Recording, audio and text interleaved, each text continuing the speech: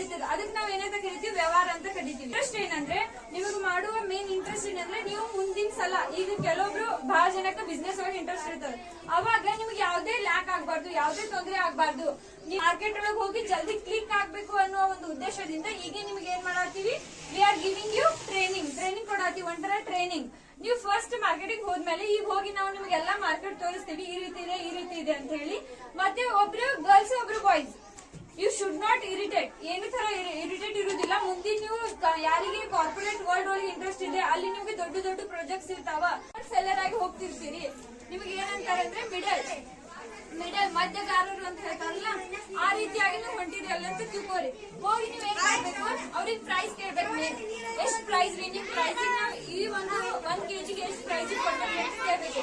ಅವರು ಈಗ ಟೊಮ್ಯಾಟೊ 20 ರೂಪಾಯಿ kg ಅಂತ ಹೇಳ್ತಾರೆ. ಅಂದ್ರೆ ಬರೀ ನಾವು ಹೇಳೋ ಮಾತು ನೋಡಿ, ನೀವು ಅವ್ರಿಗೆ ಕರೆಯುವ ಒಂದು ರೀತಿ ನೋಡಿ, ಅವ್ರು ನಿಮ್ಗೆ ಅವ್ರ ಪ್ರಾಡಕ್ಟ್ ಅವ್ರಿಗೆ ಬೇಡ ಆಗಿದ್ರು ಆ ಪ್ರಾಡಕ್ಟ್ ನಿಮ್ ಪ್ರಾಡಕ್ಟ್ ಅವ್ರು ತಗೊಂಡ್ ಹೋಗ್ಬೇಕು. ಆ ರೀತಿ ನೀವು ಅವ್ರಿಗೆ ಕರಿಬೇಕು. ಫಸ್ಟ್ ಕರೆದ್ರೆ ಆಮೇಲೆ ಅವರು ನಿಮಗ ಸೆಲ್ಲರ್ ನಿಮ್ಗೆ 20 ರೂಪಾಯಿ kg ಮಾರಂತ ಹೇಳಿರ್ತಾರೆ. ನೀವು ಫಸ್ಟ್ ಅವ್ರಿಗೆ ಡೈರೆಕ್ಟ್ 20 ರೂಪಾಯಿ ಅಂತ ಹೇಳ್ಬಾರ್ದು. ಅಜ್ಜಿ 25 ರೂಪಾಯಿಗೆ ನಾವು ಪ್ರೈಸ್ ಹಚ್ಚಿವ್ರಿ, ಬರ್ರಿ ನೋಡ್ಕೊಡ್ತೀವ್ರಿ ಅಂತ ಹೇಳ್ಬೇಕು. ನೋಡ್ಕೊಡ್ತೀವ್ರಿ, ಬರ್ರಿ ತಗೋ ಬರ್ರಿ ಫಸ್ಟ್ ಅಂತ ಹೇಳ್ಬೇಕು.